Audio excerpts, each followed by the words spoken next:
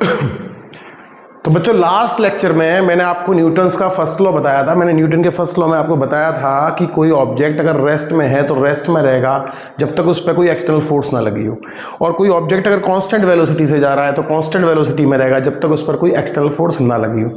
Second law में Newton's कहते हैं कि सेकेंड लॉ में अगर कोई फोर्स एक्सटर्नल लग रही है, अगर कोई एक्सटर्नल फोर्स लग रही है तो वो इक्वल होती है किसके? चेंज इन मोमेंटम के इक्वल होती है। जो उसके अंदर मोमेंटम में चेंज आया उसके इक्वल होती है। अब इसको थोड़ा गहराई से समझने की कोशिश करते हैं कि वो कहना क्या चाहते हैं।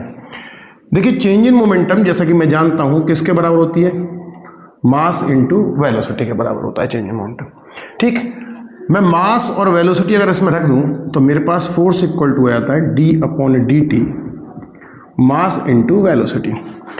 और ज़्यादातर ऑब्जेक्ट्स पे हम ये मान के चलते हैं, कार है उसका मास हम क्या मान के चलते हैं? कांस्टेंट मान के चलते हैं, मास वेरी नहीं करेगा। तो हम मास को अगर कांस्टेंट कह दें, m को कांस्टेंट कह दें, तो m बाहर आ जाएगा, तो आपका फोर्स इक्वल टू हो जाता है मास dv/dt, और change in velocity with respect to time कहलाता है एक्सेलरेशन, तो f इक्वल टू हो जाता है m। तो क्या सर ये ऑलवेज करेक्ट है? नहीं, ये ऑलवेज करेक्ट नहीं है। ऐसा सोचिए कि अगर मास कांस्टेंट नहीं है तो फिर आप मास को बाहर नहीं ले सकते, यानी कि चेंज इन मास भी हो गया। यानी मोमेंटम जो है दो चीजों पर डिपेंड कर रहा है, मास पे भी डिपेंड कर रहा है, वेलोसिटी पे डिपेंड करता है। हम छोटी क्लासेस में ज्यादातर ये मान के चलते हैं मास आपका कांस्टेंट है, वेलोसिटी वेरी कर रही है, इसलिए हम F इक्वल टू ma बोल देते हैं, सेकेंड लॉ बोलते हैं, जो कि गलत है। सुनना पड़े ध्यान से।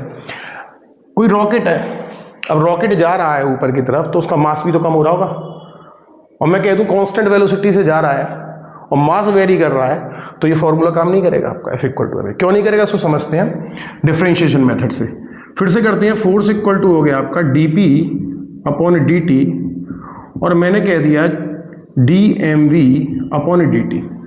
अब आप लोग जानते हैं कि अगर दो वैल्यूज हो, मल्टीपल डिफरेंशियल हो, तो कैसे करते हैं हम डिफरेंशिएशन? पहला टर्म दूसरे का डिफरेंशिएशन प्लस दूसरा टर्म पहले का डिफरेंशिएशन। तो एक्चुअल में क्या हो रहा है यहां पर कि इस टर्म में आपकी चेंज इन वेलोसिटी मिल रही है और इस टर्म में चेंज इन मास मिल रहा है। अब अगर मैं कह दूं कि मास कांस्टेंट है तो किसी भी कांस्टेंट वैल्यू का डिफरेंशिएशन क्या हो जाता है? जीरो हो जाता है। उस केस में m dv/dt हो जाता है और dv/dt होता है एक्सेलरेशन, ये वाली कंडीशन आ जाएगी।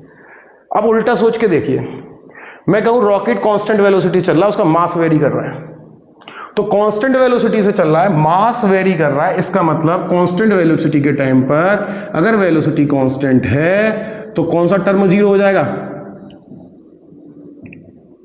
ये टर्म जीरो हो जाएगा, क्योंकि यहां कांस्टेंट टर्म का जब डिफरेंशिएशन करेंगे तो ये टर्म क्या हो जाएगा? जीरो हो जाएगा। इसको जीरो, तो उस केस में फोर्स इक्वल टू क्या हो जाएगा? vdm/dt हो जाएगा।